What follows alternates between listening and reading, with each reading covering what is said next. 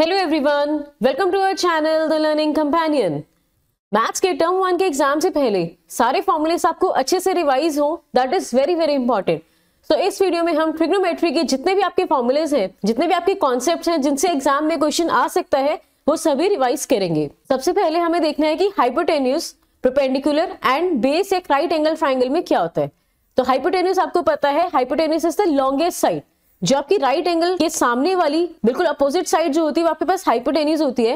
And जो हम ये एक्यूट एंगल कंसीडर करते हैं, इसके जो अपोजिट साइड होती है, एंगल की अपोजिट साइड आपके पास क्या होती है, परपेंडिकुलर।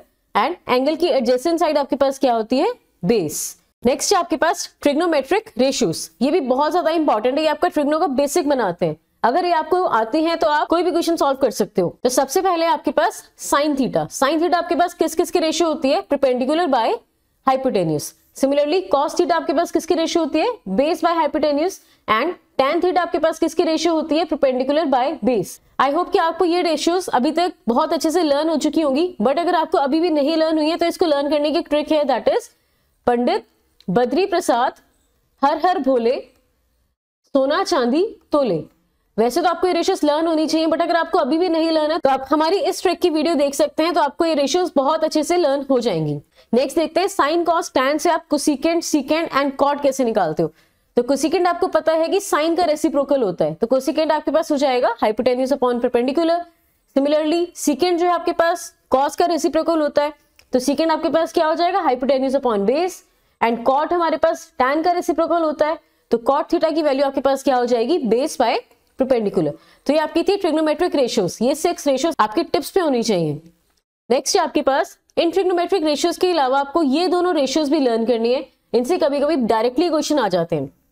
तो tan थीटा वैसे तो हमने पढ़ा है कि क्या होता है, परपेंडिकुलर बाय बेस, बट इसको आप साइन बाय कॉस की फॉर्म में कैसे लिखोगे, tan is equal to sine divided by cos. Similarly cot tan का रिवर्स होता है, तो कॉट क्या हो जाएगा, cos theta divided by sine theta.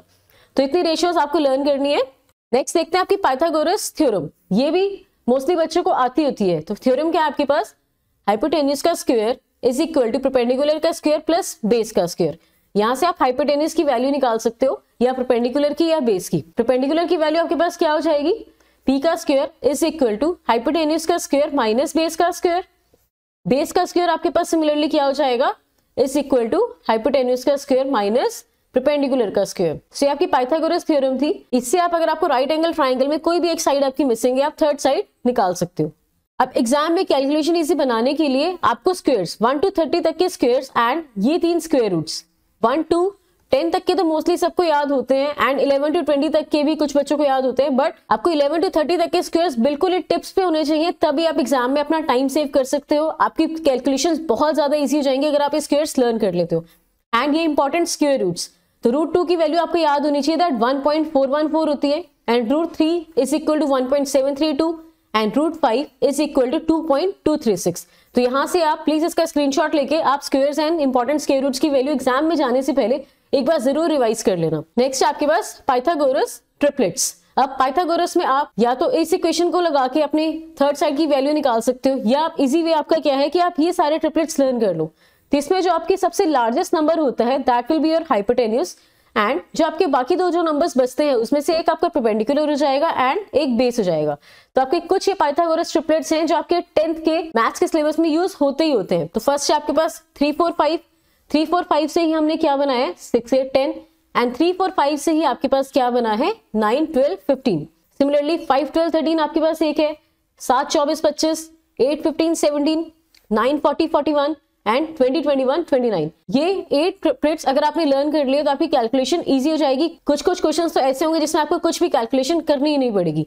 तो please guys learn this triplets. आगे चलते हैं। मोस्ट इंपॉर्टेंट टेबल आपका ट्रिग्नोमेट्री में जो है वो आपकी ट्रिग्नोमेट्रिक वैल्यूज का है, जिसमें आपने सारी अपनी ट्रिग्नोमेट्रिक रेशियोज के लिए 0 डिग्री, 30, 45 डिग्री, 60, 90 इन सब की वैल्यूज के लिए आपको एक टेबल बनवाया जाता है।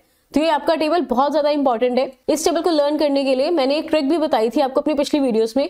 अगर आपने अभी तक नहीं देखी है तो वो ट्रिक आप देखिए। उस ट्रिक की हेल्प से आप अपने पेपर में सिर्फ 1 मिनट में ये टेबल बना सकते हो। एंड आई विल एडवाइज कि एग्जाम स्टार्ट होने से पहले जो आपका रीडिंग टाइम है उसमें आप अपने रफ पेज पे या फिर आपकी बैक साइड पे किसी भी पेज पे टेबल स्टार्टिंग में ही बना लीजिए, तो आपको एग्जाम में बहुत ज्यादा आसानी रहेगी। तो इसमें आपको क्या करना है, सिर्फ साइन की वैल्यूज लर्न करनी है। Sine 0 degree is equal to 0, 1/2, 1/√2, √3/2 and 1।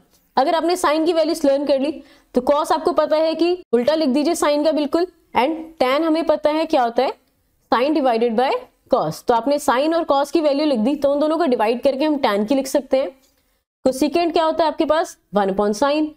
तो कोसेकेंट लिखने के लिए हम क्या करेंगे, साइन की वैल्यूज का रेसिप्रोकल, एंड सेकेंड लिखने के लिए हम क्या करेंगे, अपनी कॉस की वैल्यूज का रेसिप्रोकल कर देंगे, एंड कॉट लिखने के लिए अगेन हम अपनी टैन की वैल्यूज का रेसिप्रोकल कर देंगे।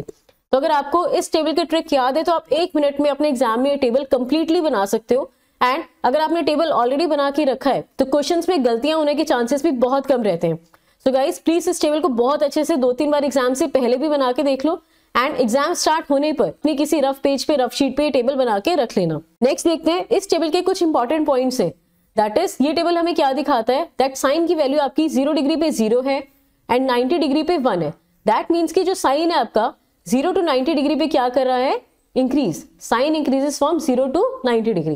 एंड कॉस क्या आपके पास, कॉस उल्टा होता है, that is cos decreases from 0 to 90। इसका मतलब है कि कॉस 0 अगर 1 है तो कॉस 90 आपके पास क्या होता है, 0।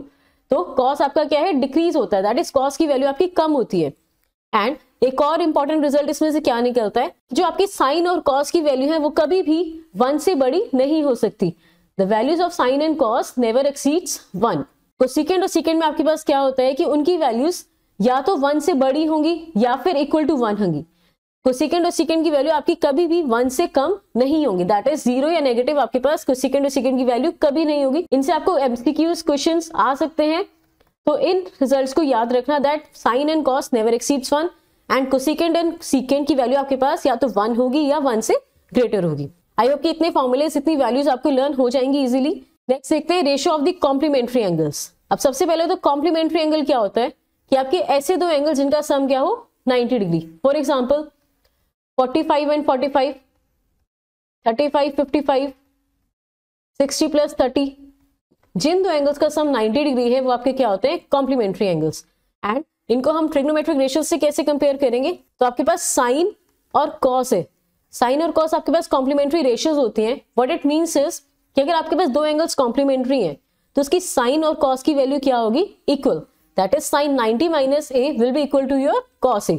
Similarly cos 90 minus A is equal to your sine A. And आपके पास टैन और कॉट जो है ये दोनों कॉम्प्लीमेंट्री होते हैं, that is tan 90 minus A is equal to cot A, cot 90 minus A will be equal to your tan A.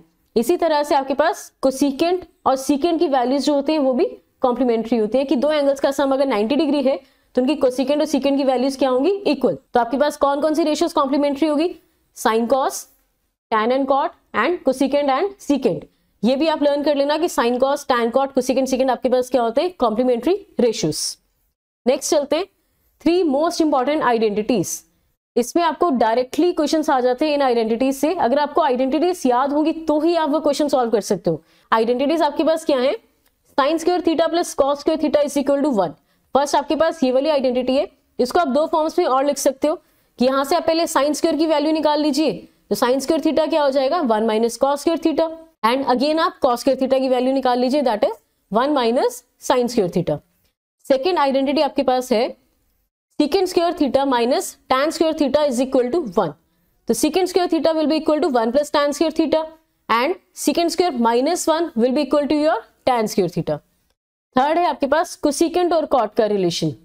cosecant square theta minus cot square theta is equal to 1. तो cosecant square will be equal to 1 plus cot square theta and cosecant square minus 1 will be equal to cot square theta. तो ये तीन identities बच्चों बहुत ज्यादा important है, इन्हें अच्छे से लर्न कर लेना। एंड बाकी भी जो मैंने अभी फॉर्मूलेस बताए हैं यही आपका पूरा ट्रिग्नोमेट्री का चैप्टर है, इससे बाहर कोई भी फॉर्मूला आपके पास नहीं है। बहुत ही कम फॉर्मूलेज हैं, इन्हें अच्छे से लर्न कर लो, प्रैक्टिस कर लो, रिवाइज कर लो। एग्जाम में जाने से पहले एक बार मॉर्निंग में भी रिवाइज कर लेना। एंड अगर आपको अपने सभी चैप्टर्स के टर्म 1 के एग्जाम के लिए फॉर्मूलेस आपको पीडीएफ फॉर्म में चाहिए तो please comment in the comment section. अगर आप कमेंट करोगे तो हम आपको पीडीएफ फॉर्म में वो प्रोवाइड भी कर देंगे सारे, जिसमें आपको सारे चैप्टर्स के फॉर्मूले एक जगह पर मिल जाएंगे। And all the very best for your exams. Thank you.